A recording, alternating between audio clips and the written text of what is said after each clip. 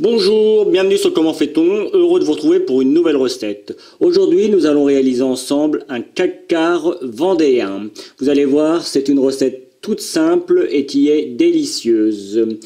Vous avez maintenant les ingrédients qui sont directement sur la vidéo, donc place à la recette. C'est parti!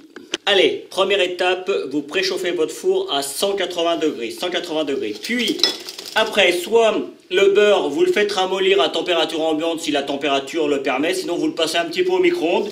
Il faut que celui-ci soit pommade de cette manière. Après, et c'est pour ça que vous avez vu, j'ai mis mes ingrédients dans l'ordre, parce qu'il est important, l'ordre, il faut vraiment commencer par le sucre, puis les œufs, puis la farine avec la levure. Et puis après, on mettra le raisin avec l'alcool. Donc, on va commencer par le sucre, et on va bien mélanger. Alors là, on peut y aller, hein. Vous avez vu, c'est pour ça que j'ai pris un récipient assez grand. Et on mélange bien comme il faut, jusqu'à blanchir un petit peu le beurre. Vous voyez, on mélange. Alors, le principe de la recette, c'est un cacar hein, assez classique, dans lequel on va rajouter des raisins avec de l'alcool. Ça change du cacar classique. Et franchement, c'est pas mauvais. Je ne vous le présenterai pas sinon. Voilà, une fois que le beurre et le sucre sont bien mélangés, on va pouvoir rajouter les œufs. Et là, je vous conseille de les rajouter un par un. Je vous montre avec un œuf et puis après, moi je le ferai. Vous voyez, je le casse un petit peu. Je commence à mélanger un petit peu. Vous allez voir, plus vous allez en mettre et plus ça va être facile. Et après, hop, on donne un bon petit coup. Et voilà. Et on recommence l'opération jusqu'à ce que tous les œufs soient mis. Je vous laisse faire, à vous de jouer. Une fois que tous vos œufs sont bien mélangés, on va rajouter la farine. Et là encore, vous pouvez la tamiser, la farine, si vous voulez, avec la levure. Moi, je ne le fais pas, mais par contre, je vais la mélanger en petite quantité. Vous voyez, j'en mets un petit peu. Je mélange. Je donne un bon petit coup. Et je recommence. Ça permet de ne pas avoir de grumeaux.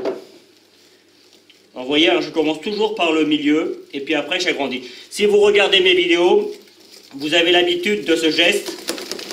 Et voilà. Bah, du coup, là, je vais aller jusqu'au bout. Il me reste plus qu'une fois, ça va vite. Vous avez certainement dû entendre le four qui, lui, est chaud. Donc ça, c'est bien. Alors, on va essayer d'aller un petit peu plus vite pour éviter que la vidéo dure trop longtemps.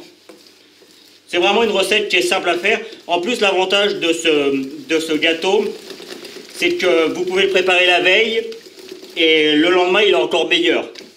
J'aurais tendance à dire que si on le laisse une journée ou deux bien enveloppé, évidemment, hein, vous ne le laissez pas à l'air libre. Vous ne le mettez pas au frigo non plus, mais vous le mettez dans un torchon ou dans un papier film et vous le laissez comme ça pendant une journée ou deux. Vous le dégustez au fur et à mesure. Vous allez voir, ça sera plus le temps va passer, plus il sera meilleur. Alors, on ne peut pas le laisser 15 jours, hein, évidemment. Voilà, là, on a la base de notre biscuit. Et maintenant, on va rajouter les raisins. Alors, les raisins, je les ai laissés mariner pendant 1 heure pour ma part, mais si vous le souhaitez, vous pouvez les laisser mariner plus longtemps, une nuit par exemple. Et là, je vais rajouter les raisins et mon alcool. Allez, c'est parti. Alors, comme toujours, hein, vous avez pu le constater, je commence toujours par des petites quantités. Alors, il y a pas mal d'alcool, mais rappelez-vous que pendant la cuisson, l'alcool va s'évaporer et il ne restera plus que le goût du Grand Marnier. Donc, les enfants peuvent en manger sans aucun problème. Après, vous pouvez diminuer la dose d'alcool si vraiment vous considérez qu'il y en a trop. Allez, là je vais tout mettre. C'est pareil pour les raisins, moi j'en mets une certaine quantité. Si vous considérez qu'il y en a un petit peu trop ou qu'il n'y en a pas assez, faites de ma manière la première fois. Et puis le coup d'après, si le gâteau vous plaît mais que vous considérez qu'il y a un petit peu trop de raisins, ou dans la condition inverse, il n'y en a pas assez, eh bien vous rectifiez un petit peu. Hein. C'est un petit peu le but des recettes. Hein. Vous avez la base, après chacun fait suivant ce qu'il aime. On pourrait même imaginer rajouter d'autres fruits secs hein, dedans. Mais là sur le coup ça changera la recette. Donc moi c'est ce que je veux pour l'instant. Et vous voyez on a une jolie pâte. Voilà. Allez, on va mettre ça dans un moule. Alors là c'est pour 4-6 personnes. Hein. Moi mon moule il est plutôt pour 3 personnes. Il est un petit peu plus petit. Donc il va m'en rester. Mais je mettrai ça dans des petits récipients. Ça marchera très bien. Mais c'est quand même plus joli quand on fait dans des moules carrés comme ça, d'avoir le beau 4 quarts, c'est quand même franchement plus joli à la présentation. Puis même comme ça on peut couper des tranches, c'est mieux. Vous avez pu le constater, j'ai beurré, j'ai mis un papier au fond parce que ça a toujours tendance à accrocher. C'est toujours au fond quand on veut le démouler que ça accroche et qu'on a du mal et souvent on les casse quand on veut les démouler. Donc moi je mets un papier sulfurisé que j'ai beurré également. Le beurre je l'ai pris quand j'ai fait fondre mon beurre, j'en ai pris un petit peu et à l'aide d'un pinceau j'ai beurré simplement. Hein. Je me suis pas embêté plus que ça. Il ne reste donc plus qu'à mettre l'appareil, enfin le gâteau, la pâte dans le moule. Moi je le fais avec une corde, hein, on appelle ça une corde dans le métier, en pâtisserie. Et vous voyez, je ne vais pas le remplir à ras-bord. Je vais le tasser un petit peu. Ça va gonfler, je vais encore en mettre un petit peu. Vous voyez, hein, on y est presque. Hein.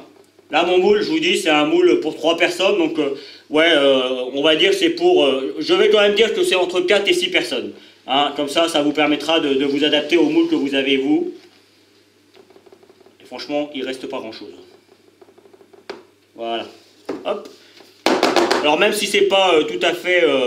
si c'est pas bien mis, dès qu'on va mettre ça au four, vous allez voir, ça va se liquéfier un petit peu et ça va se mettre bien droit. Tout va se mettre naturellement. Donc là, c'est parti pour la cuisson pour environ 30 minutes. La petite astuce, vous la connaissez, hein, comme toujours. On prend la pointe d'un couteau. Si vous voyez, là, c'est mon couteau avec lequel j'ai coupé le beurre pour l'avoir. Donc si vous avez le couteau qui ressort de cette manière et au lieu du beurre, ce soit de la pâte, c'est pas cuit. Pour que ce soit cuit, il faut que votre couteau il ressorte comme ça. Vous piquez et si le couteau il ressort avec un tout petit peu d'humidité mais sans pâte, c'est que c'est cuit. Donc ça c'est facile à faire. Et si jamais ça prend un petit peu trop de couleur à la 20e minute par exemple, vous mettez un papier alu ou un papier cuisson par-dessus et vous laissez cuire comme ça jusqu'à la fin de cuisson. Alors je dis 30 minutes mais après ça dépend évidemment des fours. Je vous donnerai moi le temps exact que ça prend dans mon four. En règle générale c'est autour de 30 minutes mais je vous donnerai le temps exact. Allez, c'est parti pour la cuisson.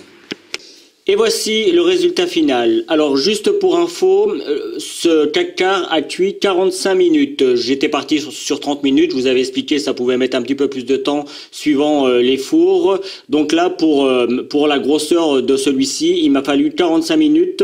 Au bout de 30 minutes, j'ai mis un papier aluminium dessus pour éviter que ça prenne trop de couleur. Et moi c'est comme ça que je l'aime, vous voyez. Il est bien cuit sur les contours et puis au milieu, vous voyez, il faudrait peut-être encore quelques minutes, mais moi j'aime bien quand il y a ce côté un petit peu pâteux avec les raisins, c'est comme ça que je l'aime. Évidemment, si vous préférez qu'il soit un petit peu plus sec, dans ce cas-là, n'hésitez pas à mettre 5 ou 10 minutes de plus de cuisson, ça posera aucun problème. Sachez toutefois que c'est un gâteau qui se garde, qui est meilleur le lendemain, donc si vous le cuisez de trop, il risque d'être vraiment trop sec. Là en l'occurrence, il sera vraiment parfait. Donc voilà, j'espère que cette nouvelle recette, vous avez pu le constater, qui est vraiment très simple à réaliser, vous plaira. J'ai pris, moi, comme toujours, beaucoup de plaisir à le faire pour vous. Vous avez certainement dû voir apparaître les liens qui vont vous permettre d'aller sur Facebook, Twitter, Instagram, vous avez l'habitude. Et puis, juste après, vous aurez les liens qui vont vous permettre d'aller sur mon site www.commentfaiton.com où vous retrouverez l'ensemble de mes recettes. Évidemment, le lien qui va vous permettre de vous abonner à ma chaîne YouTube. Et puis, je vous donnerai 2 autres recettes tout aussi simples à faire que celle-ci. À bientôt sur Comment fait-on. Vous pouvez maintenant vous abonner à ma chaîne YouTube en cliquant ici. N'oubliez pas la petite cloche pour les notifications pour recevoir toutes mes vidéos. Vous pouvez aller sur mon site www.commentfaiton.com où vous retrouverez l'ensemble de mes recettes. C'est ici et je vous donne 2 autres recettes, soit qui correspondent à la recette que je viens de vous donner, soit qui est utile pour la recette que je viens de vous donner. À bientôt sur Comment fait-on.